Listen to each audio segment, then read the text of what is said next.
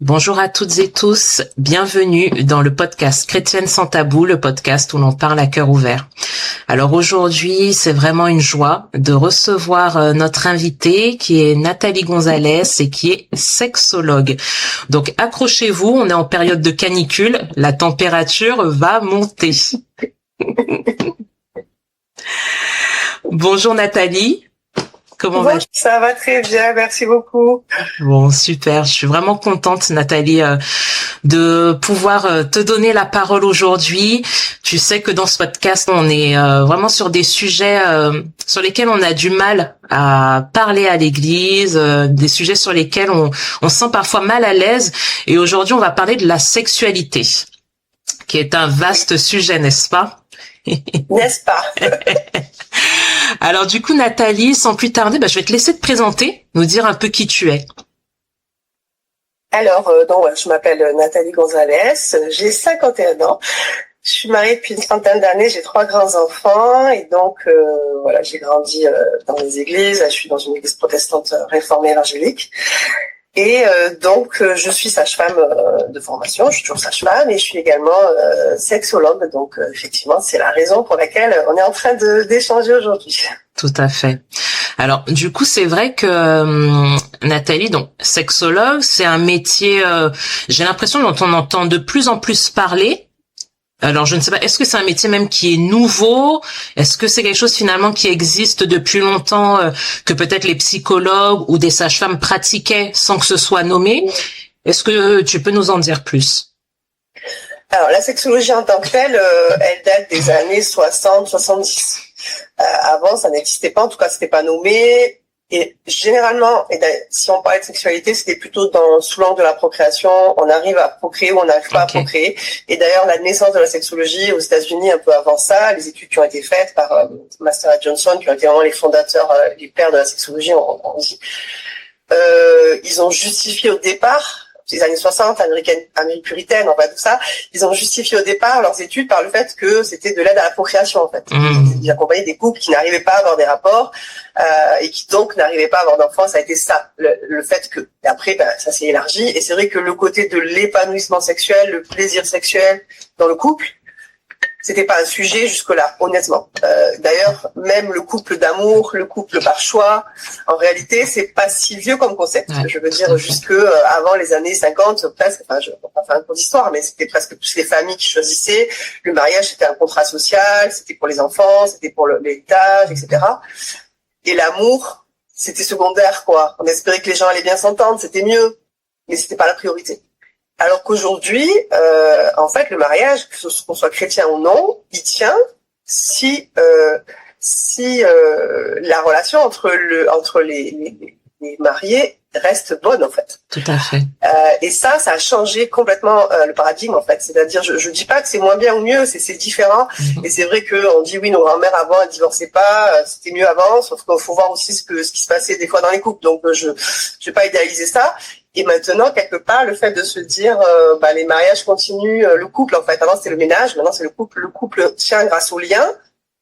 Prenons soin du lien, en fait. Et du coup, plutôt que de se dire, mais c'est grave, du coup, les gens divorcent. Oui, mais qu'est-ce qu'on peut faire pour que les gens ne divorcent pas? Comment on peut prendre soin du lien? Et c'est dans ce cadre-là qu'est née la sexologie, en fait, qui s'est développée au fur et à mesure du temps, depuis les années 70-80. Premier enseignement universitaire, je crois que c'est dans les années 80. Mais ça a été très dur à faire passer parce que l'enseignement universitaire, la médecine, c'est quoi ce truc, c'est quoi ces pervers, qu'est-ce qu'ils vont faire en fait. Voilà. Et c'est vrai que effectivement, alors moi je dis clairement, moi les premières images de sexologue que j'ai vues, tu sais, c'était dans les séries. Séries médicales où on a quelqu'un qui arrive, c'est la sexologue et ou le sexologue, et clairement c'est vrai que l'image qu'on a, c'est quelqu'un qui parle, ok, très librement de la sexualité, mais qui est aussi sexualisé. Genre, on se dit, mais en fait, c'est des gens qui sont addicts quasiment, tellement addicts qu'ils ont étudié le sexe en fait. Donc, c'est intéressant quand même que tu recontextualises et que tu dises, effectivement, que c'est quand même né du monde médical, c'est vrai. Oui, c'est vrai, c'était rattaché à la procréation, mais c'est une vraie discipline. Oui, c'est une vraie discipline et en même temps, la difficulté qu'on a aujourd'hui, c'est que le titre n'est pas protégé. C'est-à-dire que il y a un diplôme universitaire pourtant qui existe, mais n'importe qui peut dire demain qu'il est sexologue en fait. Contrairement à psychologue, sage-femme, infirmier, éduc, enfin tous les diplômes d'État, le titre n'est pas protégé. Donc du coup, il faut faire vraiment attention à qui on va voir. Je dis pas que le diplôme universitaire est le seul qui soit valable, mais il y a des variétés de parcours qui sont quand même assez importantes et même, tu parlais tout à l'heure, c'est des pervers qui sont addicts, c'est aussi une possibilité. Bien sûr. Après, un diplôme ne protège pas d'être violent. Clairement. Ça fait des gens parfaitement diplômés qui vont aussi en profiter de leur place pour abuser les personnes, mais en tous les cas, il faut savoir que le titre n'est pas protégé et que donc, moi j'ai fait le diplôme universitaire. Pour moi, c'était quand même important, mais c'est assez théorique aussi, donc j'ai dû continuer derrière. Enfin, peut-être on va parler du parcours après, mais en tous les cas, le métier est assez variable, oui. Donc, c'est vrai qu'il y a pas mal de représentations. Pour moi, juste pour finir sur qu'est-ce qu'on fait, on accompagne les souffrances en fait. Moi c'est ça vraiment. Enfin je veux dire j'ai des mouchoirs sur mon bureau quand c'est au cabinet. Enfin c'est vraiment traiter la souffrance. C'est pas après ça peut être un autre métier aussi. C'est pas du coaching pour avoir une sexualité plus épanouie. Pourquoi pas tant mieux. Et c'est peut-être moins glamour que les représentations qu'on s'en fait. Avant d'arriver vers ça, on va déjà enlever les souffrances, enlever les blessures, enlever les non-dits, enlever les problèmes de communication, enlever les méconnaissances, enfin tout ça. Donc c'est avant tout du soin en fait. Moi c'est vraiment comme ça que je le vois. Après comme je suis soignante de base, c'est dans ma continuité quoi. Mais du coup effectivement là ce qui serait intéressant aussi c'est que tu me dises comment de sage-femme tu es arrivée jusqu'à te dire je vais me former en tant que sexologue. Ouais, ça c'est une histoire assez étonnante. En fait, comme je suis sage-femme, moi j'ai fait 15 ans d'hôpital à peu près, et puis après je me suis installée en libéral il y a une quinzaine d'années aussi. Et en sage-femme libérale, on a accès beaucoup plus à l'intimité, on a plus de temps, on parle plus avec les gens. Enfin, j'ai beaucoup aimé l'hôpital aussi, c'est différent. Bon voilà. Et surtout les sages-femmes la compétence des sages-femmes sont élargies à tout ce qui est gynécologie, contraception, prévention, cancer, etc. Et donc dans ce cadre-là, on va beaucoup plus parler de sexualité. Et là, je me suis retrouvée démunie en fait, parce que les femmes disaient j'ai mal pendant mes rapports, vous avez mis du lubrifiant, vous avez respiré, vous êtes détendu, lâché prise ou je sais pas quoi. Oui, mais ça marche pas en fait, ça suffit pas. Et puis elle passait de gynéco en sage-femme et de sage-femme en médecin, et puis c'était toujours pareil.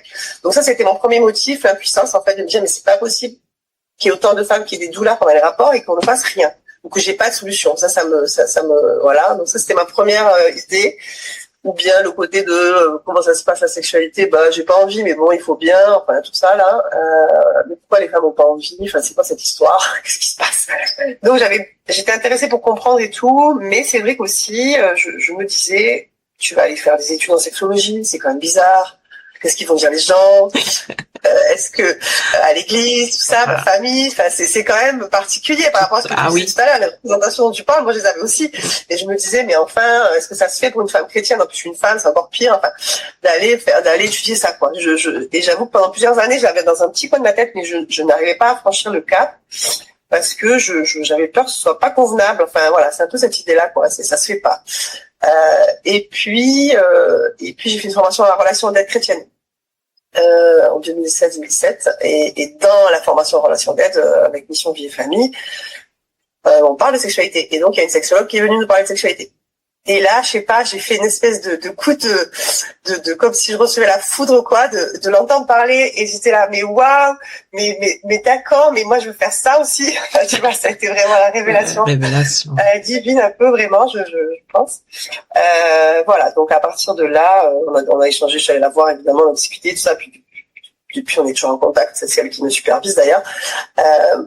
Et donc, voilà. Et je me suis dit, bah oui, bah bien sûr, je vais aller faire ça. C'est convenable, c'est nécessaire. Il y a des besoins. Au contraire, il faut qu'on en parle. Ça a été le verrou qui s'est levé, quoi. Et donc, voilà, j'ai commencé les études après 3 ans, sachant que c'était 2019-2022, donc il y a eu Covid au milieu. Du coup, on s'est retrouvés en distanciel alors que normalement c'est en présentiel. Et puis moi, j'ai été opérée du dos en même temps. J'ai eu des complications. Je pouvais plus faire. Bon, bref, ça a été très chaotique, mais vraiment, j'ai beaucoup apprécié ces études et j'avais aussi peur de qu'est-ce que j'allais entendre, est-ce que ça allait être justement ou que j'allais être jugée aussi par les autres, ou bien est-ce que j'allais être choquée des fois par des contenus parce que ben voilà, je suis en cours, tu dois assister à tout. Et franchement, j'ai pas du tout ressenti ça comme ça. Donc oui, il y a des fois des sujets où j'étais pas super intéressée ou pas super à l'aise, mais c'est pas grave. Enfin, je suis pas obligée d'aller dans toutes les directions non plus. Mais par contre, au niveau des échanges, c'était hyper intéressant. Personne m'a jugée parce que j'étais chrétienne. Tout le monde était hyper intéressé. Ah bon, mais c'est quoi? Mais vous, tant que moi, j'étais pas là en train de leur dire aussi, tu dois faire ça et tu dois faire ça. C'était quand même la base aussi des échanges, quoi. J'ai eu aussi des échanges super intéressants avec d'autres. Et puis c'est comme c'est plein de professionnels de santé différents. C'est là aussi où c'est intéressant. Pour moi, c'était nouveau, quoi. D'habitude, je fais des formations, c'est toujours avec des sages-femmes. Donc là, il y avait des psys, des infirmiers, des médecins, conseillères conjugales, kinés, tout ça. Enfin, je trouve que ça devait être riche. Donc voilà, très riche. Mais là, je me dis, quand tu as annoncé à ton entourage, voilà, moi je veux suivre cette formation de sexologie, quelles ont été un peu les réactions? En vrai, ça a été, puis ça continue d'être. Tout le monde est trop content. Enfin, je veux dire, j'ai jamais une seule personne qui m'a dit, mais enfin, tu fais ça, c'est bizarre. Peut-être qu'il y en a qui l'ont pensé, mais ils sont pas venus me le dire. Mais en vrai, les gens proches, déjà, ils connaissent, donc ils sont super contents que je trouve un projet, parce que toujours que j'ai un projet à ranger, donc voilà. Ils me disent, de toute façon, ça va bien que tu allais faire encore des trucs. Et les gens un peu moins proches, que je croise ou pas, ils sont toujours de dire, mais il y a besoin, en fait. C'est toujours ça toujours ça le retour. D'accord.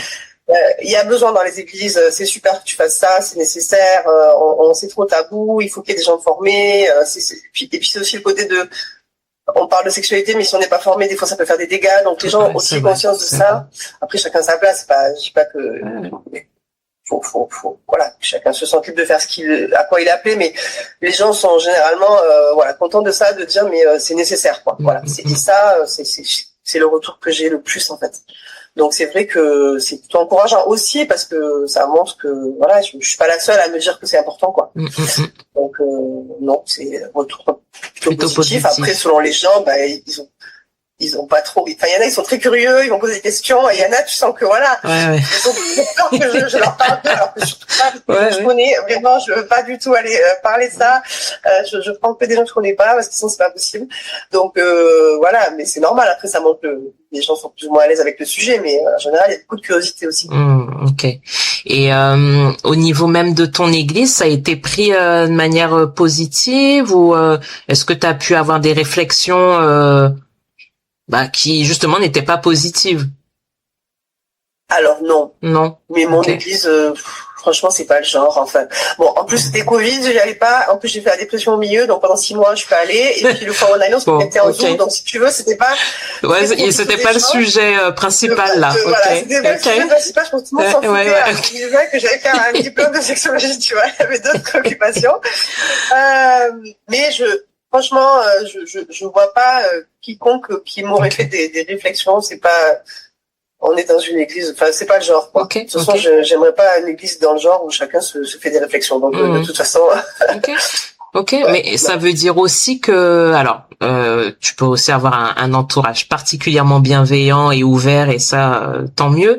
Mais c'est vrai que j'ai l'impression quand même que je pense que tout le monde est d'accord sur le fait qu'on a besoin de parler de sexualité à l'église. Après, voilà, on peut être tous d'accord, mais c'est ensuite, est-ce que vraiment on s'assoit et on est tous à l'aise de se dire on en parle? Mais je pense que oui, il y a un consensus, on est d'accord. Voilà. Oui. Sur la théorie, tout le monde est d'accord. Sur la pratique, après, honnêtement, dans mon église, j'ai quasiment rien fait. Même dans mon union d'église, j'ai fait sur les violences, mais sur la sexualité, j'ai jamais rien fait. Peut-être nul n'est prophète en son pays, ou peut-être que c'est plus facile quand on connaît pas les gens, parce que j'aborde des choses quand même très concrètes et très voilà. Et honnêtement, je cours pas après, tu vois. Ouais, Donc c'est vrai que de temps en temps, on annonce, je vais dire un truc, j'ai fait ça, voilà, je tiens au courant les gens, et puis il y a des gens qui me soutiennent, on discute, il y a des gens qui prient aussi pour le projet, tout ça. Mais c'est vrai que en termes d'intervention, vraiment, j'en ai pas fait beaucoup. Après, en fait, le truc c'est que les gens se disent c'est normal, mais après de parler de sexualité, c'est important, mais on n'a pas forcément la même raison de pourquoi il faut en parler. Okay. C'est-à-dire que les gens, par exemple pour les jeunes, ils vont avoir souvent l'idée il faut faire venir une sexologue pour que les enfants fassent pas des bêtises, pour qu'ils attendent le mariage et qu'ils regardent pas. Sur ce côté-là en fait, ok. Voilà. Et moi je dis oui, d'accord, mais pas que. Effectivement. Je veux dire. Et d'ailleurs, même sur le d'accord, même si c'était ça notre objectif, c'est pas en disant il faut pas le faire que ça va marcher. Donc dans tous les cas, voilà.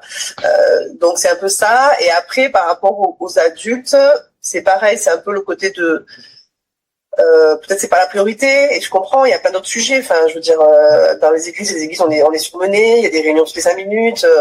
Je suis la première à dire que des fois l'activisme dans les couples, dans l'église, ben ça peut faire du mal aussi. Donc donc il faut quand même se garder du temps pour soi, etc. Donc des fois c'est pas de la mauvaise volonté, c'est aussi une question de on met pas forcément dans la priorité. Mais en tous les cas, voilà, il y a des églises qui choisissent de se saisir de ce sujet, qui choisissent de m'inviter, de se mobiliser, de mettre les fonds aussi.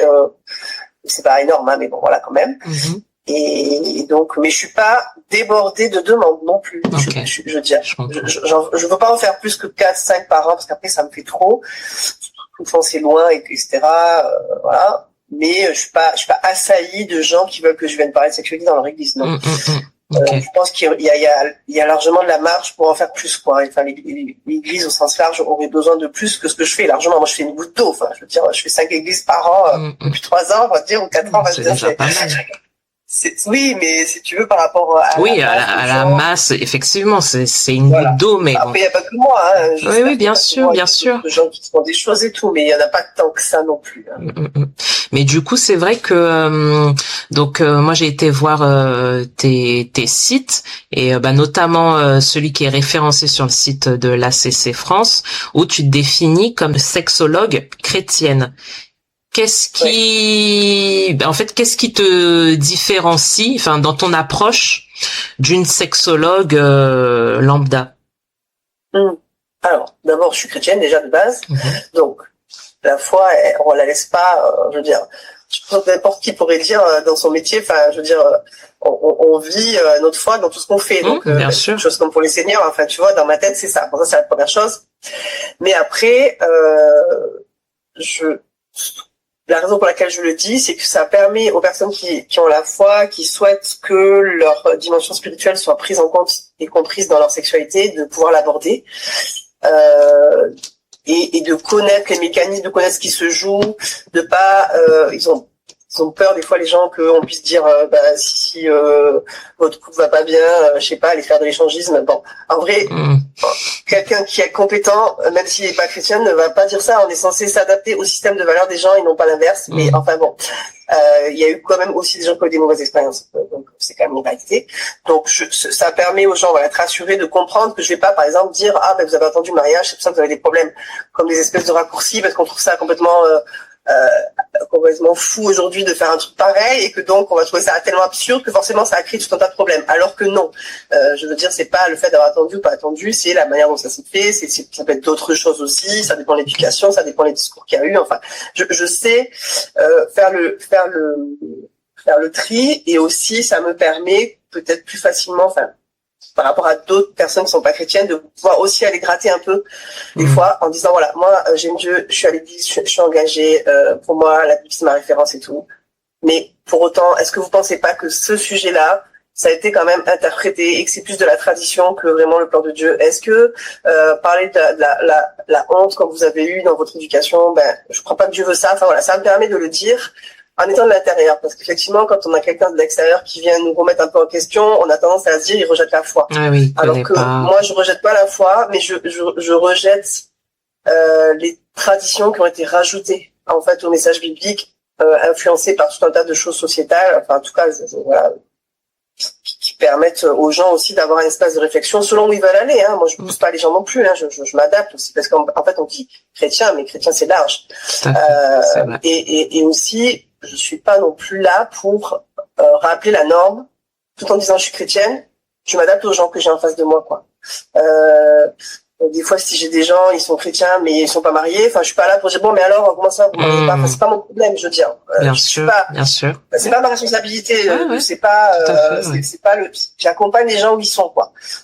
Et heureusement que je fais ça, parce que si je voulais accompagner que les gens qui sont bien dans le moule, franchement, en fait, qui y est, quoi, dans le moule, en fait, en réalité, parce que des fois, c'est pas parce que t'es bien marié, bien gentil, que derrière, il se passe pas des choses qui devraient pas se passer. Donc, moi, voilà, j'accompagne les gens où ils sont. Et après, la dernière chose sur ça, c'est que, les outils, on va dire, scientifiques, enfin, sexologiques que j'utilise pour accompagner les gens, ils sont pas chrétiens. Enfin, je veux dire, c'est des outils que j'ai appris. Je vais faire de la relaxation, je vais faire de la connaissance du corps, je vais faire réfléchir à ses émotions, je vais faire de la communication, je vais faire, travailler sur le désir, comment ça marche le désir, par exemple, qu'est-ce qui stimule le désir, qu'est-ce qui éteint le désir, on va travailler là-dessus dans un couple. Bon, ça, c'est pas à l'église que j'ai appris, c'est pas dans la vie que je l'ai appris. J'ai appris ça à l'université ou dans mes formations que j'ai fait ou les que j'ai lu, etc. Donc, il n'y a pas une sexologie chrétienne non plus. J'ai pas réinventé la sexologie pour faire une sexologie chrétienne, non. Mais je fais de la sexologie scientifique que j'espère sourcée et sérieuse dans un contexte où les chrétiens peuvent se sentir en sécurité parce que leur foi va être prise en compte. Mais en vrai, je fais pas non plus l'accompagnement spirituel. On va pas forcément prier, parler de Dieu tout le temps. Enfin, je veux dire, c'est là. Mais si les gens ils veulent prier avec quelqu'un, ils n'ont pas besoin de moi. Enfin, je veux dire, ils ont pour le faire. Ils viennent pas pour ça, ouais.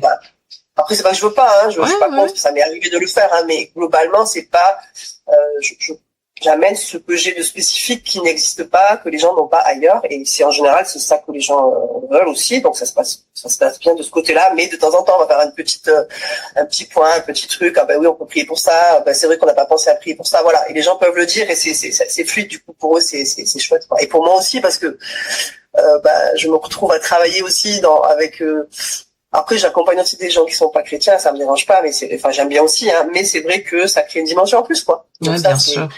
C'est quand même chouette. Et puis, honnêtement, ça me permet de rester dans des sexualités qui sont quand même pas trop loin de ma vision des choses, quoi. Je comprends. Parce que après, j'ai dit j'accompagne tout le monde et tout, mais c'est vrai que la manière dont la sexualité dans la société évolue, voilà, j'ai des demandes aussi que je prends pas. Des gens qui me disent, nous, on est libertins, nous, on fait ça, non, moi, nous, on fait tel truc. Je suis pas à l'aise, c'est pas mon truc, je suis pas là, je vais pas dire aux gens c'est mal et tout, parce que ça me regarde pas, mais je vais pas non plus envie d'aller dans des trucs où, non, bon. Je vous laisse aller trouver des collègues. Je le dis comme ça. Je le dis, je suis pas spécialisée. Je préfère que vous trouviez quelqu'un d'autre. Alors que c'est vrai que, voilà, en restant dans un cadre un peu plus traditionnel, j'ai envie de dire, même si pour certains, on va dire, si je suis entre les deux, parce qu'évidemment, pour le monde chrétien, on va dire que je suis pas assez traditionnelle parce que je dis que j'ai des qui sont pas mariés ou des gens qui font tout un tas de choses. Enfin voilà, ou même bref, je sais plus. Et puis à la fois dans la société, on va dire que je suis trop traditionnelle parce que c'est une sexualité plutôt dans le mariage ou même pas dans le mariage. Mais donc bon, moi j'ai ma place là où je suis à l'aise aussi dans ce qui me plaît. Après des fois ça m'intéresse aussi d'aller explorer d'autres trucs et d'aller voir comment fonctionnent des choses qui sont très loin de moi. Ça m'intéresse aussi, mais j'ai pas forcément envie d'aller creuser pendant des heures et des heures non plus avec. Donc des fois c'est ça qui est chouette aussi. Ouais, c'est intéressant parce que alors déjà c'est vrai que je trouve que c'est rassurant aussi. Peut-être pour un couple avec des valeurs chrétiennes de se dire ce sera un cadre bienveillant où on va comprendre aussi avec quelles lunettes ils abordent leur sexualité sans qu'il y ait cette question de bon, mauvais, mais en tout cas dans un cadre où ils peuvent parler de leurs valeurs chrétiennes et être à l'aise avec ça.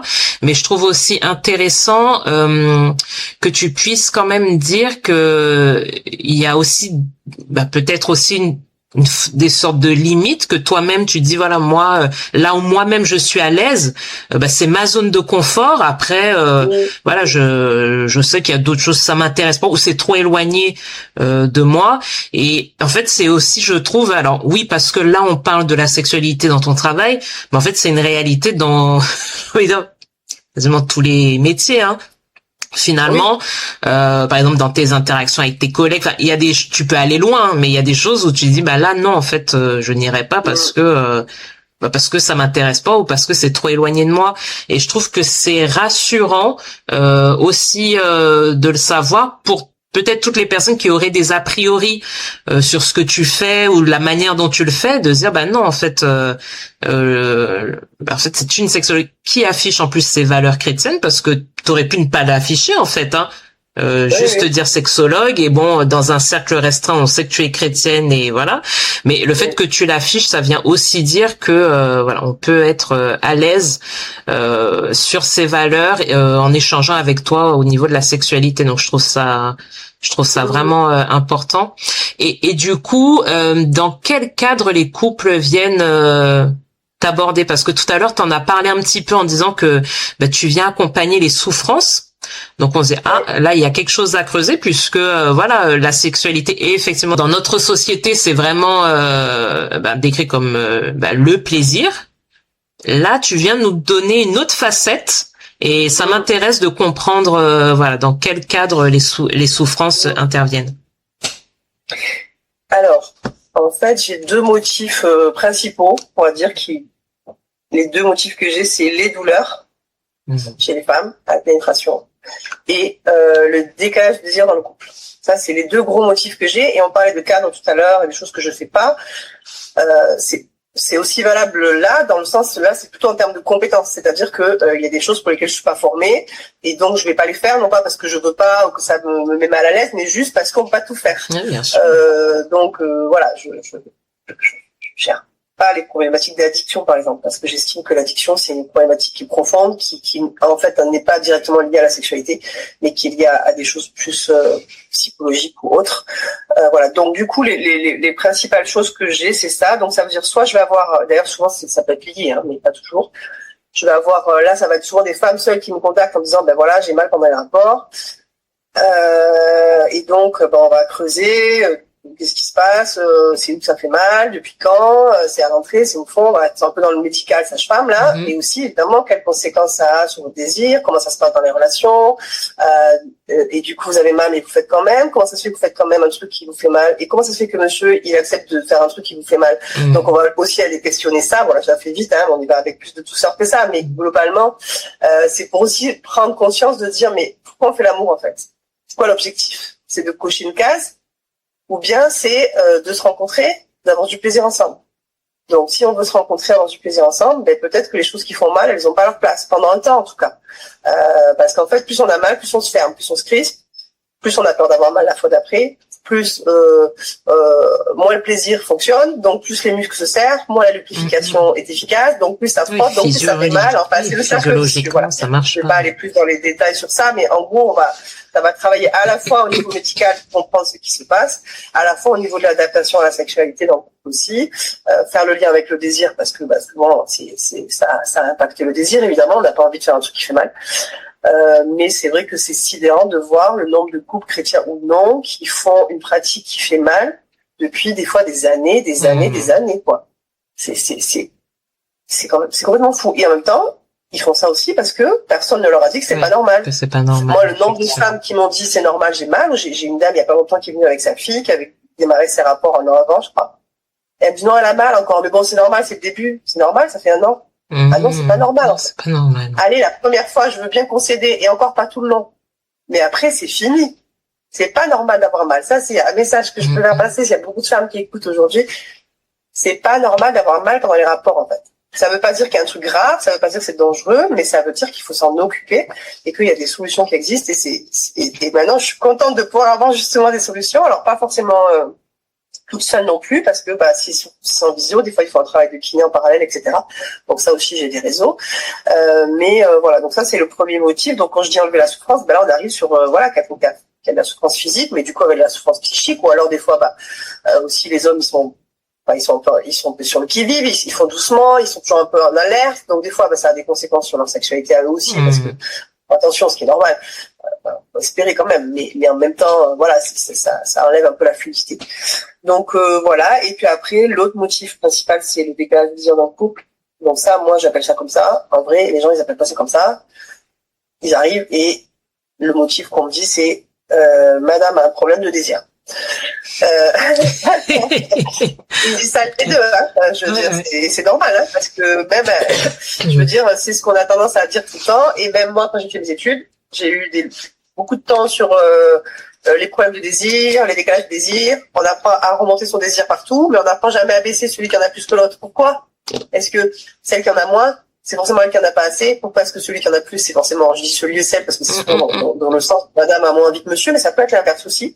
Et j'en ai quand même des couples aussi dans cette situation qui sont encore plus perdus que les autres. Parce qu'alors là, un homme qui a pas tout le temps envie, c'est vraiment trop bizarre, on a l'impression que ça n'existe pas. C'est vrai. Alors, oui, il dit, mais vraiment, il y a un problème et tout. Non, il n'y a pas un problème. Les hommes ont le droit de pas avoir tout le temps envie aussi, tout à fait. Et les femmes ont le droit d'avoir envie aussi.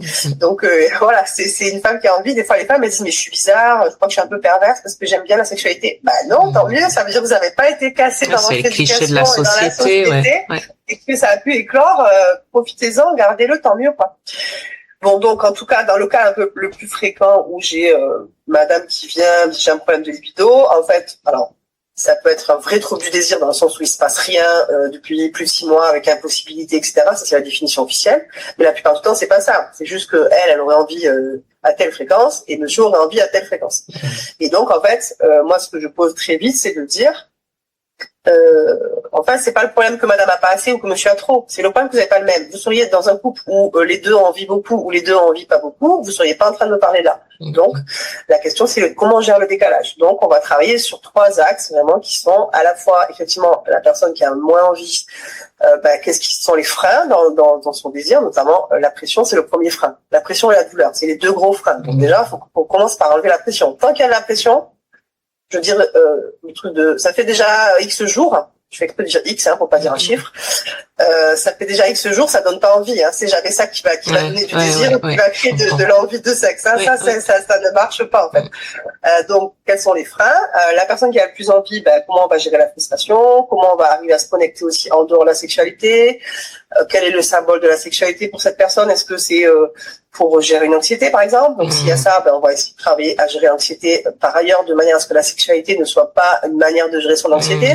Sinon, voilà, etc. Et puis après, sur le couple, en général, de trouver des manières, de comment se connecter, comment le contact physique en dehors de la sexualité, comment il est. Enfin voilà. Donc, on va travailler sur les deux, et c'est vrai que j'ai besoin pour ça, à la fois qu'il n'y ait pas un blocage total de madame dans le sens un trauma, quelque chose qui fait que la sexualité pour elle c'est impossible, sinon là je vais l'adresser effectivement, ou bien une addiction sexuelle de l'autre, enfin je dis madame ou monsieur, mais si on est là en souffrance absolue, dès qu'il n'y a pas de sexualité depuis quelques jours, c'est pas normal en fait. La sexualité c'est pas un besoin au sens physique, c'est besoin de se connecter, besoin de se sentir aimé, etc. Mais voilà, si on est dans quelque chose où il y a une énorme souffrance au bout de 48 heures sans sexualité ou 3 jours, enfin là, c'est qu'il y a quelque chose de plus profond. Donc, si c'est ça, là, je vais aussi peut-être adresser, même si ça va demander un peu plus de temps de s'en rendre compte. Et après, il y a la volonté des deux, quoi. S'il y en a un des deux qui dit, moi, j'attends que lui ou elle règle son problème, et il reviendra quand il aura fini, mais moi, je suis pas concerné, là, je vais pas pouvoir travailler, parce que ça ne marche pas comme ça. Donc, du coup, c'est un peu les 3 conditions, les contre-indications, on va dire, travailler le décalage du désir, et puis l'acceptation de l'engagement des deux, et que chacun a sa part à faire, on va dire, et le but, c'est de viser, sortir un peu de cette tension, en fait, autour de la sexualité pour y retrouver plus de joie, plus de plaisir, plus de sérénité. Donc ça, c'est le gros. Et après, l'autre truc que je fais aussi pas mal, c'est des femmes, des fois seules, parfois célibataires aussi, qui se rendent compte qu'elles sont complètement coincées, en fait, dans leur... C'est les mots qu'elles emploient. Elles connaissent pas leur corps, elles ont honte de tout, elles ont peur de tout, elles ont l'impression qu'elles ont été éteintes dans leur intimité, dans leur féminité, et elles ont besoin de travailler un peu sur ça, sur l'appropriation. Donc là, on va faire ça aussi. Là, j'ai plusieurs personnes en ce moment avec plusieurs femmes avec qui je fais ça. D'accord. Voilà. En gros, les raisons pour lesquelles les gens viennent me voir, c'est souvent autour de ça. C'est intéressant parce que ça veut dire aussi que finalement, parfois la sexualité, c'est juste la porte d'entrée pour en fait parler de bien d'autres choses en fait. Sûr. C'est là qui cache la forêt. Exactement. En supervision, ma collègue, ma superviseure, elle me dit, je crois que c'est quoi la phrase? C'est la clé en fait qui ouvre la porte, mais souvent derrière il y a des choses beaucoup profondes. Et ça, c'est un autre sujet aussi où j'adresse. C'est que moi, je suis pas thérapeute de couple, je sais pas gérer les conflits de couple profonds. Donc, ça veut dire que si on se rend compte, ça, je le dis aux gens dès le début, mais des fois, c'est pas facile de le déterminer. Ça leur permet de faire quelques séances où on se rend compte de ça et au moins, ils savent mieux identifier leurs difficultés. Mais si la difficulté sexuelle elle est liée à un problème de couple plus profond, des problèmes de valeur, problèmes d'argent, les enfants, la famille, les tâches ménagères, on pense peut-être à se séparer, tout ça. En fait, la sexualité qui est en difficulté, c'est la conséquence de ça. Mais moi, je peux pas travailler la sexualité si dans le couple, il n'y a pas à la base un minimum de capacité de dialogue, un minimum de sérénité et surtout un minimum de sécurité émotionnelle, on va dire. J'attends pas que ce soit parfait, parce que si ça ne veut pas que ce soit parfait, le couple, on travaille jamais. Mais il faut que la sécurité émotionnelle soit présente, en fait, dans les deux, parce que la sexualité, c'est de la vulnérabilité beaucoup. Donc, on peut pas non plus se rendre vulnérable si on se sent pas en sécurité, si on sait pas comment l'autre va utiliser les paroles contre nous, ou bien ce genre de choses. Donc, ça fait partie des choses aussi pour lesquelles, des fois, au bout d'une ou deux, trois séances, ou même une, ça suffit des fois de se rendre compte que non, mais en fait, là, le couple, il est trop en difficulté. Voilà. Mais des fois, il peut y avoir tout à fait un problème sexuel sans que le couple soit en difficulté du tout. Ça arrive notamment avec le vaginisme, par exemple. Je parlais des douleurs, mais il y a aussi le vaginisme, le sens où la pénétration est juste impossible. Des fois, le couple va très bien. Ils communiquent très bien, ils font d'autres pratiques, ils s'entendent bien, ils ont du plaisir ensemble, etc. Mais il y a une problématique de fermeture. Et c'est le trouble masculin. Alors, les troubles masculins, c'est pareil. Je fais pas parce que j'estime que je suis pas assez formée. Trouble d'érection, trouble d'éjaculation. Mais il peut tout à fait y avoir, ça je le sais parce que j'échange avec des collègues aussi, des couples où il y a un monsieur qui a une difficulté, et c'est pas pour autant que le couple est en difficulté. On essaye d'avancer, de cheminer, mais ça peut tout à fait aussi ne pas avoir impacté. Donc, autant la sexualité impacte pas toujours le couple, autant le couple impacte généralement la sexualité. Voilà. Donc, c'est après, des fois, pour démêler tout ça, il faut savoir. Mais en tout cas, ce que tu as dit, c'est très juste. C'est souvent la porte d'entrée vers des choses plus profondes. De toute façon, la sexualité, c'est pas de la mécanique, enfin, je veux dire. Ouais, bien sûr, on sait que c'est bien. C'est au carrefour entre notre psychologie, notre éducation, notre corps, notre capacité de relationner, nos croyances, nos idées reçues. C'est la santé sexuelle selon l'OMS, état de bien-être social, mental, relationnel et émotionnel en lien avec la sexualité. Donc, on sait très bien que c'est au carrefour de tout. C'est là où c'est un peu la difficulté, parce qu'il y en a, moi je suis sage-femme sexologue, il y a des gens qui sont psychologues sexologues, il y en a qui sont médecins sexologues, il y en a qui sont infirmiers sexologues, et on n'amène pas la même chose dans l'espace thérapeutique. Moi, je vais faire des choses, notamment au niveau des douleurs, en lien avec le travail de périnée, etc., qu'un psy sexologue ne va pas faire. Et l'inverse, s'il y a des traumas, moi je vais adresser, et il va pouvoir gérer le traumatisme que moi je ne peux pas gérer. Enfin, on travaille en équipe. Si quelqu'un qui dit moi je fais tout et je sais tout faire, faut partir en courant, parce que en général c'est dangereux. Ok. Et du coup, c'est vrai que là, quand tu dis que la sexualité est au carrefour de tout, c'est vrai que je rajoute aussi, voilà, même aussi peut-être, je sais pas, mais dans les relations de couple, au niveau des couples chrétiens, tout ce dont on parle là, c'est des choses dont on entend peu, voire pas du tout, parler au sein des églises, alors que là, on vient bien de comprendre dans tout ce que tu nous as expliqué que la sexualité, elle a un rôle hyper important finalement dans le couple, dans ce qu'est la représentation même du couple. Comment dans les églises tu arrives à parler de ça parce qu'on sait qu'il y a un besoin. Clairement, on reviendra tout à l'heure. Voilà, je parlerai rapidement de l'étude qui a été menée en 2023 par André Letzel et Brice Gouvernet, mais il y a un vrai sujet. On voit aussi aujourd'hui, alors malheureusement, dans l'actualité de notre société française, mais on pourrait dire même au niveau international, mais parlons de la France, qu'il y a un sujet sur la sexualité. Qu'elle soit, comme on peut dire, déviante, voilà, pas appropriée, ou on voit cette sexualité dans les milieux artistiques. Enfin bon, là il y a diverses affaires en cours. En fait, il y a un sujet, il y a un vrai sujet sur la sexualité et comment cette sexualité, elle est parlée dans les églises. Alors, je voudrais quand même dire une chose avant, parce que j'ai dit que c'était important, et c'est ce que tu as dit, etc. Mais en même temps, la sexualité, c'est pas le ciment du couple. Ça, c'est important de le dire. Et j'ai une collègue, bon, c'est un peu, comment elle dit ça, mais je trouve que c'est tellement vrai. Elle dit, Margot Thérault, elle s'appelle.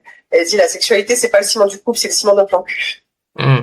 Pardon pour le mot, mais je veux dire, il faut qu'on ait en tête que l'équilibre du couple ne repose pas sur la sexualité. Et pourtant, je suis sexologue, donc ça veut dire que je tiens de l'importance à la sexualité et que je tiens à ça. Mais plus on voit ça comme soit le besoin, soit le ciment du couple, soit la condition pour laquelle qui montre que le couple va bien. Plus s'il y a des problèmes, ça va devenir dramatique, et plus on va y mettre un enjeu et on risque de tomber après dans le devoir conjugal, etc., des choses comme ça. Okay. Je veux dire, on peut très bien avoir un couple qui va très bien, ça peut être le vieillissement, ça peut être la maladie, ça peut être la grossesse, où il se passe rien pendant des mois. Je veux dire, et puis qu'est-ce que ça veut dire sexualité? Où est-ce que ça commence?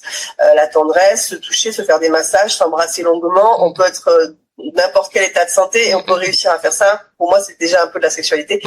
Donc c'est une question de définition, mais c'est important de pas non plus tomber dans le piège, et c'est ça que j'essaie de faire dans les églises. C'est pour ça, je réponds aussi à ta question, de à la fois amener des données et de parler pour que notre sexualité, quand on la vit, elle soit plus sereine, plus joyeuse, plus libre, mais en même temps, tout en rappelant, mais n'en faisons pas un objectif de vie, n'en faisons pas une obligation, n'en faisons pas un devoir, un truc pour sauver le couple, parce que s'il n'y a pas de sexe, le couple va mal, mais en fait, on prend les choses à l'envers. Parce que si on dit, il faut absolument qu'on le fasse, parce que sinon, ça veut dire qu'on va mal, ça va tout gâcher. Enfin, je veux dire, ça va pas marcher comme ça, quoi. Donc c'est vrai que voilà. Donc ça, c'est la première chose. Comment je parle de sexualité dans les églises? Eh bien, j'amène les choses déjà un peu d'éclairage spirituel, mais justement, je questionne un peu ça dans le sens où souvent, quand je vais dans une église, dans un groupe de jeunes, n'importe, je demande toujours aux gens, on vous a dit quoi dans l'église sur la sexualité?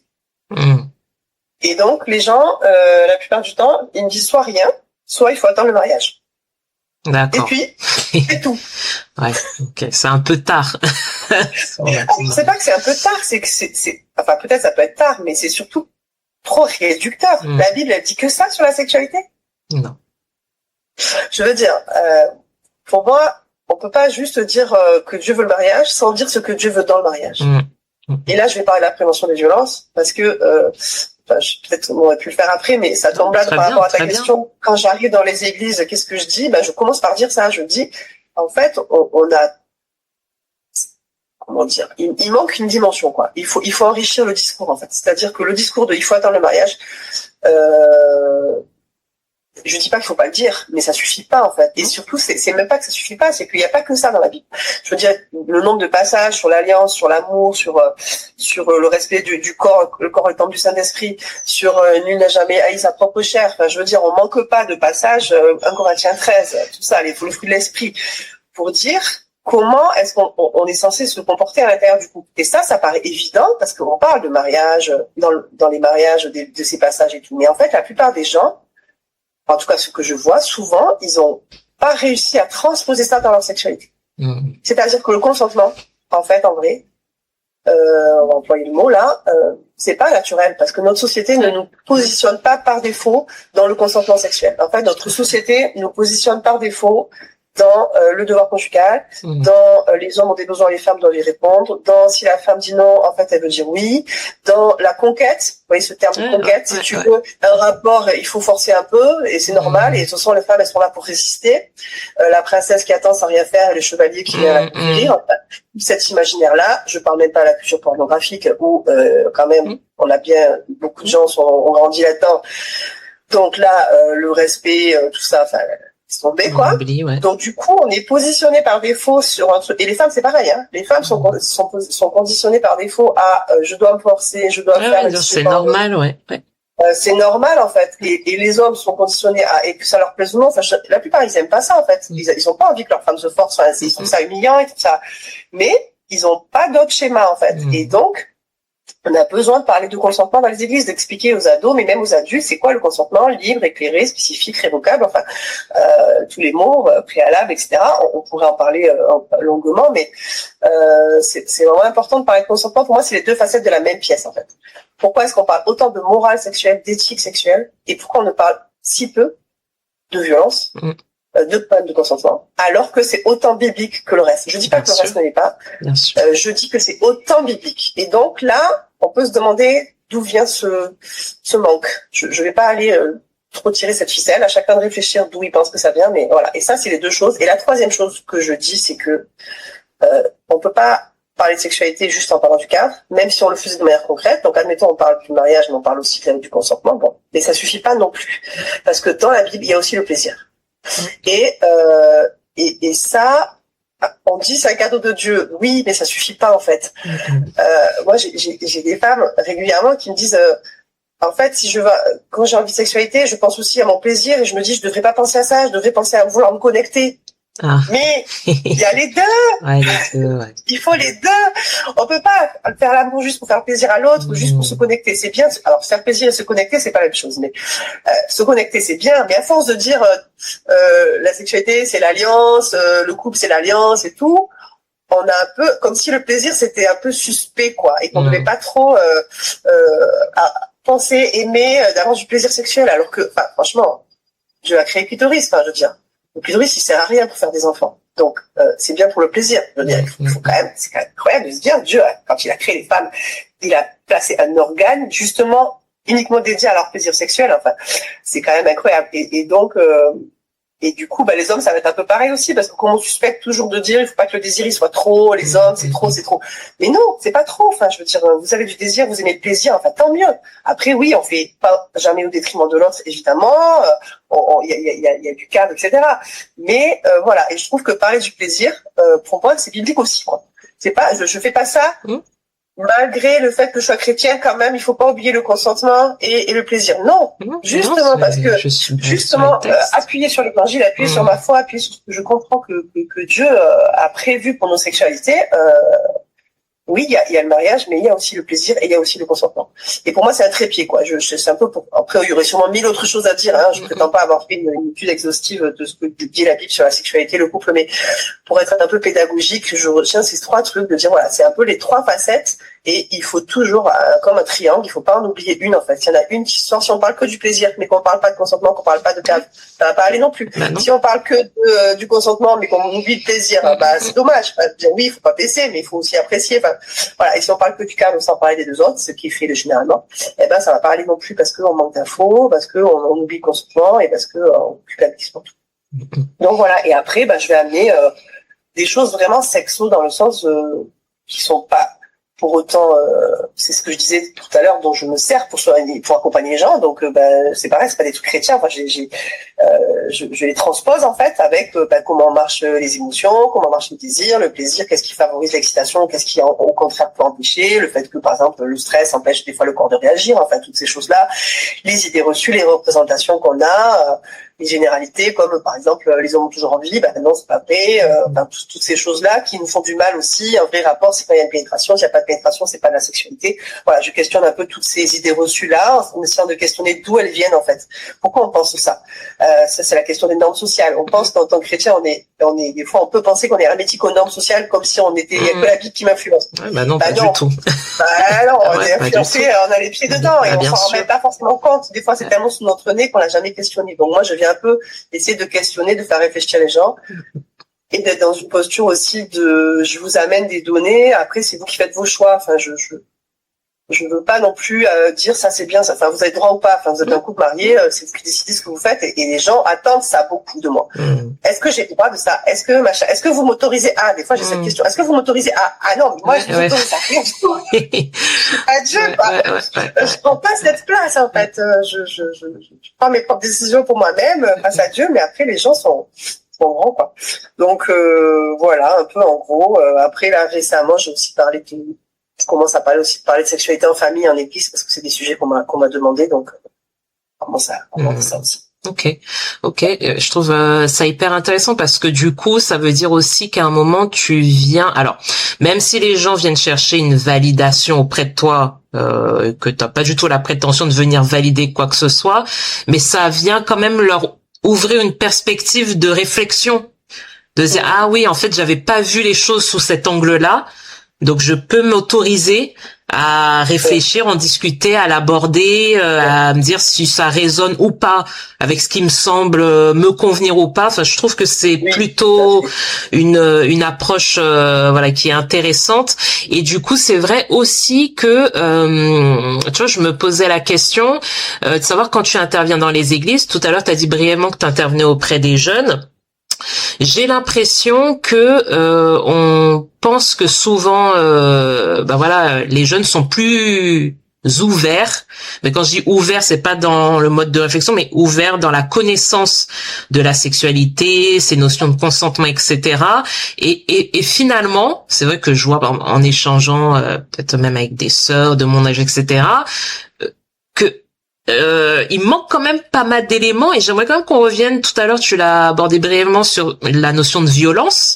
Alors après nous chez Abigail Project, c'est aussi notre c'est vraiment ce sur quoi on travaille. Mais nous, par exemple, on a souvent été interpellés par des sœurs donc victimes de violences conjugales qui nous parlaient des violences effectivement de différentes manières, mais qui minimisaient beaucoup le viol conjugal. Je pense que le viol conjugal, en tout cas, on a l'impression que c'est quelque chose qui est très peu abordé. Donc là, toi, t'as parlé du consentement, mais c'est lié. Mais voilà, sur cette idée que voilà, les hommes ont plus de besoins que les femmes en matière de sexualité. Il y a quelque chose qui est validé du fait que comme il a des besoins, c'est normal. Que je vienne répondre à ce besoin, que je sois consentante ou pas. Enfin, il y a même pas cette notion de se dire il faut que je sois consentante. Et ça, c'est vraiment quelque chose. Je sais pas si toi t'as pu avoir dans des consultations, un moment où tu arrives à prononcer ce mot, dire c'est un viol conjugal et comment ça se passe quoi. C'est pas facile. Des fois, c'est clair et net. On va dire. Et ça m'est arrivé quelques fois où, mettons, monsieur réveille madame dans son sommeil et il la pénètre alors qu'elle dort, quoi. Là, j'ai ce couple rendez-vous et là, ça va être branle-bas de combat. Je dis, non, mais là, vous savez, là, je suis censée appeler le procureur, en fait. Rendez-vous compte de la situation. Donc, on met en place des choses. Je le fais ou je le fais pas. En général, j'essaie d'éviter de le faire. Si ils sont déjà en chemin en disant non, mais je me rends compte que c'est pas normal. Donc, ok, du coup là, en fait, ça c'est terminé. C'est pas acceptable à aucun moment, d'une aucune manière. En fait, s'il faut, vous faites chambre à part, fermez la porte. Mais là, c'est hors de question. Est-ce que monsieur, qu'est-ce que vous en pensez? Non, je dois travailler psy. Là, la semaine prochaine, je vous revois. Je veux que le rendez-vous psy soit pris. Là, je suis un peu en mode très directive en fait. En mode là, c'est du viol conjugal. Là, je prononce le mot et c'est vrai que si les gens ils viennent un peu avec cette idée de il se passe un truc pas normal et qu'ils sont déjà un peu en chemin, ça peut être plus efficace pour eux de travailler, de reculer que d'appeler la police quoi. Bon. Pour autant, des fois,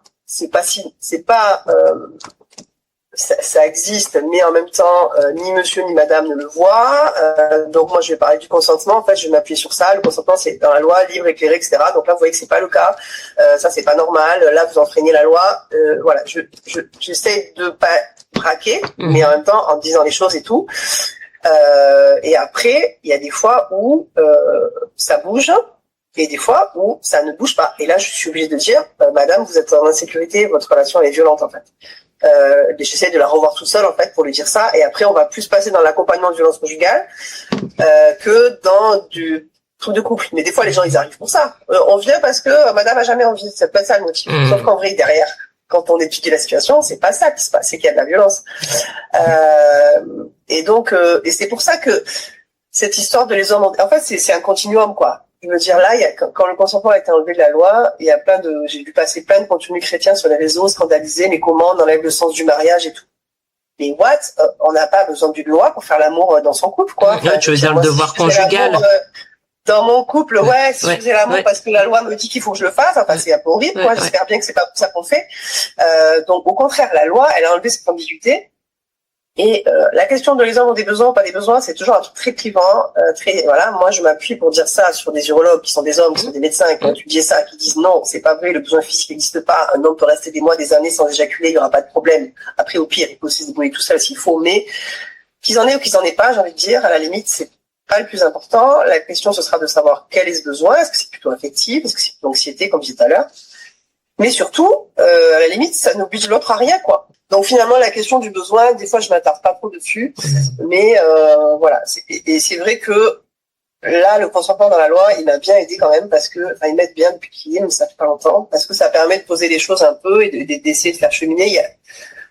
C'est compliqué parce qu'il y a plein de gens, en fait, ils ont pas les clés, ils ont pas les codes, et ils se rendent même pas compte de ce qu'ils vivent, ça va pas. Oui, c'est vrai. Et donc, il faut, si je veux que ça bouge, il faut arriver à faire preuve de pédagogie, quoi. Et pas rentrer dans l'art direct. Et de toute façon, c'est pareil avec la violence conjugale. Je veux dire, des fois, on a des femmes, elles arrivent, elles nous sortent un truc énorme. Ouais.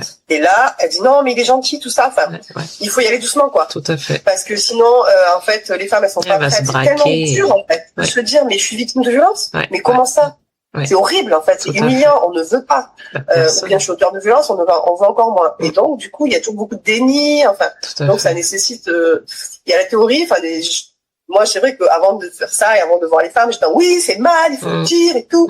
Oui, mais quand on est sur le terrain en face des gens, ben on est obligé de, non pas de minimiser, hein, pas du tout, hein, au contraire, mais on est obligé de d'essayer de voir qu'est-ce qui est le plus efficace aussi pour aider les gens, etc. D'avancer au même rythme que la personne, quoi. Ben voilà, c'est ça, exactement. Si on pense à sa place, enfin, on n'arrivera à rien du tout. Donc ouais, c'est un sujet qui est difficile pour moi parce que des fois je me retrouve confrontée à des situations où c'est quand même, ça relève de la violence, au minimum de la violence psychologique. Et c'est pas du tout annoncé comme ça au départ, évidemment. Et ben voilà, c'est pas facile d'amener les choses, mais bon, voilà, des fois il faut dire, et des fois ça braque, hein, des fois je sors un peu les choses, et puis les gens je les renvoie plus en fait, parce que ben, ils voulaient pas ça. Mais moi j'ai dit aux deux, là il y a de la violence en fait. Enfin, j'essaie de dire que madame, si possible, enfin bon bref, j'essaie de m'adapter pour pas que ça la mette en danger plus, ça aussi, parce que la terreur qu'on a, hein, enfin, tu connais ça aussi, hein, c'est de créer plus de mal que de bien. Tout à parce fait. que si on la met en danger parce qu'on a crevé un abcès et qu'elle est pas prête et que lui, c'est qui va payer derrière? C'est pas moi, c'est elle. Hein. Ouais. Donc voilà, c'est franchement là, c'est là où il faut de la supervision, il faut des formations régulièrement, il faut des interventions, il faut échanger, il faut pas être tout seul dans son coin parce que on a des représentations, on a des idées, on a l'impression que il faut faire exploser les choses et tout, mais en fait en vrai il faut pas faire plus de mal que de bien, quoi. Mais la violence c'est de la violence, le consentement c'est du consentement, il faut pas transiger là-dessus non plus. Exactement. En tout cas, juste pour la petite info, voilà, en avril 2026, le Sénat a vraiment adopté le fait que, voilà, dans un couple, rien n'imposait des relations sexuelles. Donc le devoir conjugal, cette notion-là, elle est totalement abolie. Hein, enfin, et pourtant, c'est des choses que, voilà, le devoir conjugal qui sont très ancré, hein, donc voilà. Et puis Bible à l'appui, moi j'ai dit ça. Oui, c'est vrai, il y en a qui le justifient avec la parole. Elle peut pas me dire non parce que la Bible a dit ne vous tuez pas l'un de l'autre. Ouais, c'est vrai. Alors la Bible dit beaucoup d'autres choses aussi. Oui, tout à fait. Est-ce que tu as lu les autres passages? Enfin, c'est pour ça qu'en tant que chrétien, on a aussi une responsabilité d'enseigner ces passages correctement parce qu'il y a de l'instrumentalisation. Évidemment, les gens violents, ils vont toujours utiliser tout ce qu'ils ont sous la main pour instrumentaliser. Exactement. Donc la Bible. Après, c'est pas parce qu'on l'aura averti qu'ils vont pas le faire, mais au moins on est responsable d'avoir dit attention. Ne vous fiez pas l'un de l'autre. Ça veut pas dire que tu dois pas me priver de toi-même. Ça veut dire, et puis il y a l'histoire d'un commun accord, et puis justement on peut faire des pauses. Alors si on peut faire des pauses, ben combien de temps on peut faire des pauses alors? Enfin, voilà. Il faut vraiment avoir des enseignements clairs aussi. On n'a pas besoin d'entrer dans les détails de la sexualité pour faire ça. C'est plus du travail pastoral que du travail du sexologue. Justement, ça aura plus de poids, mais c'est important aussi. On ne prêche jamais sur ça, en fait, alors que voilà, c'est notre responsabilité que ces versets sur la soumission des femmes et tout, ça ne soit pas instrumentalisé pour amener de la domination, quoi, et de la violence, parce que c'est pas le plan, quoi. Exactement. Et du coup, c'est vrai aussi que là, encore une fois, pour revenir sur le positionnement des jeunes, moi j'ai été très étonnée en lisant cette enquête là d'André Letzel et Brice Gouvernet qui disait donc sur la sexualité des jeunes évangéliques en France, qui disait quand même qu'il y a près de 60% des jeunes qui disent ne pas avoir bénéficié d'éducation sexuelle à l'église et que plus de 42% d'entre eux en fait trouvaient leur réponse sur internet. Et ça, je me suis dit, il y a quand même quelque chose là sur lequel en fait on passe complètement à côté. Cette question de la sexualité, là, on l'a abordé de manière très large. On sait que l'on a à enseigner en fait sur la sexualité. Et aujourd'hui, les jeunes qui ne trouvent pas de réponse vont aller sur Internet. On sait que sur Internet, il y a de tout. Du bon comme du mauvais, peut-être plus de mauvais, dans tout ce qui va être dérive, etc. Comment, aujourd'hui, toi, de ta position de sexologue, tu arrives aussi à avoir un peu une position d'alerte auprès des églises, parce que oui, elles te sollicitent, ok, pour parler de certains sujets, mais comment toi aussi tu arrives à alerter en disant attention, maintenant en plus, j'ai envie de dire, avec un outil statistique à l'appui, il faut en fait se soucier de l'éducation des jeunes à la sexualité. Alors déjà, 60% qui disent qu'ils n'en ont pas eu, ça laisse sous-entendre que 40% en ont eu. J'aimerais bien savoir qu'est-ce qu'on leur a dit quand même. Aussi. Aussi. Parce que, oui. Est-ce que c'est une vraie éducation à la sexualité? Je suis désolée, peut-être que je suis pas positive ou je sais pas quoi, mais je doute un peu quand même. Parce que moi, c'est pas le retour que j'ai. Il y a des gens qui me disent qu'ils ont entendu parler de sexualité, oui, mais comme j'ai dit tout à l'heure, pour dire il faut attendre le mariage. Ou pour peut-être parler des enseignements théologiques sur le mariage, c'est important. Ça, c'est un bon travail. Comme ça aussi, tout ça. Ou même enseignement théologique sur la sexualité, c'est quoi le sens, l'alliance, enfin, il peut y avoir des choses aussi qui sont faites là-dessus, donc c'est intéressant. Mais ça, c'est pas l'éducation sexuelle. L'éducation sexuelle, c'est savoir comment ça marche. Moi, la dernière intervention que j'ai fait chez les jeunes, j'avais des questions, voilà, au niveau spirituel, il y avait beaucoup de questions, mais il y en avait aussi plusieurs. Comment ça se passe un rapport sexuel? Et entre parenthèses, les étapes en détail, s'il vous plaît. Ah. C'est trop mignon. Oui, oui. Mais pourquoi? Bon. Parce qu'en fait, ils veulent savoir. Ouais. Donc, effectivement, et là, je faisais une étude il y a pas longtemps sur pourquoi les gens vont voir de la pornographie. Donc, il y a plein de raisons, mais une des raisons, c'est la curiosité. C'est chercher des informations. Donc, ça, on peut y répondre, quoi. Plutôt que on peut paniquer sur la pornographie, mais on peut aussi essayer de voir comment on peut prévenir. Et donc, une des réponses à ça, c'est de donner les informations. Les jeunes, ils ont envie de savoir comment ça se passe un rapport sexuel. Qu'est-ce qu'ils doivent faire? Donc après, la difficulté, c'est qu'ils sont pas tous forcément au même âge exactement, pas tous au même niveau. Donc j'essaie de, par exemple, des fois, je les fais tous sortir et je dis, on rentre que ceux qui veulent savoir, ceux qui préfèrent, c'est pas leur moment, vous restez là, discuter avec quelqu'un d'autre et puis dans un quart d'heure, je vous rappelle. Enfin voilà, j'essaie de faire attention, de pas aller trop loin non plus. Mais en vrai, puis bon, c'est une question d'âge. Je suis pas avant 15 ans et tout, dans tous les cas. Je veux dire, à 15 ans, moyenne, c'est 11 ans, la première exposition à la pornographie. Donc, je veux dire, il y en a qui me disent, oui, mais faut pas leur parler de pornographie. À 18 ans, ils sont trop jeunes. Pardon. Ah. Non, c'est trop tard, en fait. Bon. Je me suis égarée par rapport à l'éducation sexuelle. Ouais, c'est d'amener des choses et puis de parler d'émotions, de parler de, par exemple, l'attachement, de dire, par exemple, justement, si tu as besoin de te rassurer, tu vas peut-être aller faire des choses dans la sexualité pour te rassurer ou pour avoir la validation des autres, mais du coup, c'est pas vraiment ce que tu veux. Donc, par exemple, ouais, de leur donner un peu des outils aussi, parce que c'est pas le tout de dire il faut pas, mais ils ont besoin d'avoir des outils, de comprendre, en fait, les relations. Là, la dernière fois aussi, on a fait un truc sur qu'est-ce qu'on recherche, on va séparer garçons et filles. C'est quoi les green flags et les red flags? Qu'est-ce que tu cherches chez un garçon? Qu'est-ce que tu cherches chez une fille? Qu'est-ce qui serait rebutant ou qu'est-ce qui serait à éviter? Donc, c'est hyper intéressant. Donc et voilà, de parler de leur corps aussi, de parler de la puberté, qu'est-ce qui se joue, les réactions chez les garçons, de dédramatiser aussi. Les érections qui arrivent comme ça, c'est normal. Les pensées qui peuvent arriver, c'est normal. Tant que tu vas pas aller creuser non plus et approfondir. Enfin, je trouve que des fois, il y a une telle peur des dérives qu'on va tout fermer, tout bloquer. Et là, c'est intéressant de voir que, par exemple, il y a des fois, je me dis, il y a des gens qui disent la sexualité, c'est le premier combat spirituel chez les hommes. C'est le truc, quoi. Le sujet. Chez les chrétiens, souvent, on entend ça. Je sais pas si t'as déjà entendu, mais moi, j'ai souvent des gens qui me disent ça. C'est le sujet, quoi. Et je me dis, si c'était le sujet, d'abord, peut-être que le diable aurait utilisé ça pour tenter Jésus, tu vois, il a pas pris. Pour faire tomber Jésus, on prend le plus gros sujet. Maëv a pris tous les versets qui parlent d'inconduite sexuelle, etc. Il s'adresse aux deux sexes. Mais, je me dis, à force de dire à un enfant qu'il est maladroit, il va peut-être finir par le devenir, quoi. Tout à fait. Donc, il y a un peu ce côté de, on crée des trucs. Là, il y a Sheila Grégoire, c'est une sexologue américaine qui a fait un super bouquin avec elle a interrogé 20 000 personnes et tout, enfin, ça a été énorme. Et notamment, elle a mis en lumière une étude qui dit que les hommes chrétiens ont plus de mal à se sortir de la pornographie que les hommes non chrétiens. Parce que, ils sont identifiés à ça, on leur dit t'es un addict, ton cerveau est reprogrammé, donc du coup, c'est pas Satan dans ta vie, ton couple sera plus jamais, tu sauras plus jamais faire l'intimité, enfin voilà, tous ces trucs-là. Et moi ça je les entends, hein, quand j'ai des couples, les hommes ils me disent ça.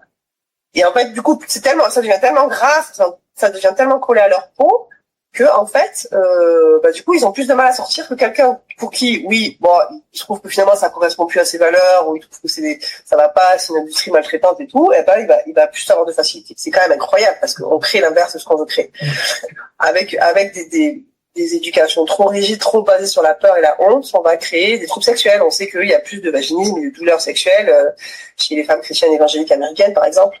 Ça n'a pas été étudié en France, mais voilà. La culture de la pureté aux États-Unis, c'est quelque chose. Est-ce qu'en France, elle est si différente? Je ne sais pas. Mais voilà. Donc, chez les jeunes, il faut amener des infos, parler du consentement, parler du plaisir, comment ça marche, parler des émotions, parler de la relation, parler des idées reçues qu'ils ont eux aussi, parce qu'ils grandissent dans des trucs et ils n'ont pas les moyens de faire le tri aussi. La culture pornographique, on dit le porno c'est pas la vraie vie, ça ils le savent, mais c'est quoi qui est pas la vraie vie? Oui, voilà, ouais, c'est vrai. C'est vrai. Non, c'est vrai. Ils savent dire en général le consentement, il n'y a pas d'émotion, la violence, les femmes sont dégradées, ça en général ça veut dire. Par contre, de savoir dire que là, je vais pas donner les détails, mais certaines pratiques médicaments pour les faire, parce que sinon ça marche pas, c'est pas possible. Il y a des femmes qui sont sous péridurale pour supporter certaines choses, enfin, c'est quand même. Et ça, ils savent pas. Donc, en fait, si on veut lutter contre l'impact de la pornographie dans la vie, chez les jeunes, chez les chrétiens, chez tout le monde, il faut amener un autre discours. On n'a pas d'autre choix. Bien sûr, le contrôle parental, tout ça, évidemment, il faut faire au maximum, se battre pour que l'État protège mieux les mineurs et tout. Je suis complètement d'accord. Mais on va peut-être pas mettre tous nos œufs dans le même panier. Et d'amener chez les jeunes un autre discours, justement, venir parler d'amour, venir parler de respect, venir parler de plaisir, venir parler d'alliance, venir parler de tout ce qu'il n'y a pas justement dans ces supports-là. Et c'est ça qui va leur développer l'esprit critique en fait, pour qu'ils puissent aussi vivre une intimité qui soit plus sereine, plus saine. Parce qu'ils ont appris à décrypter en fait. Mais si on n'en parle pas, si on dit juste c'est mal, il faut pas regarder. Ça va attirer. Quand je parle de ça, parce qu'ils vont jamais dire qu'ils ont regardé, puis je leur demande jamais évidemment en groupe. Mais en vrai, voilà, les stats elles sont quand même énormes. Donc du coup, voilà, c'est pareil, dialogue, parler, mais c'est vrai que pour le coup, il faut savoir un peu le faire, quoi. C'est pas évident, quoi. Ouais, pour pas faire de dégâts, effectivement. Ouais, parce qu'il y en a, ils ont eu des difficultés quoi aussi dans des interventions. Alors d'autres ça les a aidés, mais d'autres ça a été plus compliqué qu'autre chose quoi. Ok. Et du coup pour arriver là maintenant à la conclusion de notre échange, on a déjà bien échangé, discuté. Si tu avais des conseils en matière de sexualité à donner à l'Église, quels seraient-ils? J'ai envie de dire que vu que tout le monde est pas sexologue et que tout le monde va pas faire l'éducation à la sexualité, je pense que pour le coup, tout le monde est capable de parler, quand on parle de sexualité, du mariage, du consentement, du plaisir. C'est ce que je disais tout à l'heure. Pas perdre de vue ces trois éléments, en fait, à chaque fois qu'on ouvre la bouche sur la sexualité. Et du coup, ça, et puis encourager les gens à s'occuper de leurs difficultés de sexualité s'il y en a, et qu'il n'y a pas de fatalité, qu'il y a un espace de parole, parce que les gens sont seuls en fait, j'ai l'impression qu'ils sont les seuls au monde à vivre ça. Ils savent pas vers qui se tourner, ils savent même pas que sexologue existe. Donc voilà, on est quelques-uns quand même sexologues chrétiens, donc que les pasteurs ou autres, s'ils ont un peu en tête quelque part, tout le monde peut pas tout faire évidemment, mais que il y a moyen de consulter et sans attendre que ce soit le fin fond du monde. On le fait déjà pour le couple. On a déjà dans les églises l'idée que il y a des thérapeutes de couple, que s'il y a des difficultés dans le couple, on peut consulter, etc. Et c'est très bien. Mais on peut peut-être juste enrichir un peu et dire, et sur la sexualité, c'est pareil. Voilà. Donc, ce serait peut-être ça que j'aurais envie de dire. Je pourrais en dire 4000, mais on va rester concise. Ok. En tout cas, vraiment, Nathalie, je te remercie. C'était vraiment riche. J'espère que ce sera pas notre dernier échange parce qu'il y a tellement de choses à creuser, à aborder, et vraiment on a à cœur que ça puisse servir, que ceux qui écouteront puissent apprendre des choses, puissent aussi se dire il y a des choses peut-être qui me faisaient peur ou dont j'avais honte, et je peux m'autoriser aussi à réfléchir, à chercher des réponses. Donc en tout cas, merci beaucoup. Vraiment, voilà, n'hésitez pas à aller consulter les réseaux sociaux de Nathalie. C'est très bien fait. En plus, on voit, voilà, c'est très pétillant. Je trouve que ça reflète bien qui tu es. Bravo à, je sais pas qui a fait ta com, mais je trouve que ça reflète bien ta personne. Ah bah. Je trouve que ça reflète vraiment bien ta personnalité. On vous mettra toutes les infos voilà, concernant son site internet, ses réseaux. N'hésitez pas, vraiment. Elle a aussi une sexolettre. Donc voilà, si vous avez envie d'en savoir plus, vous pourrez également vous abonner. Sur ce, Nathalie, je te dis merci. On vous dit à vous tous à bientôt. Super, merci beaucoup Nathalie. Et au plaisir. Au revoir.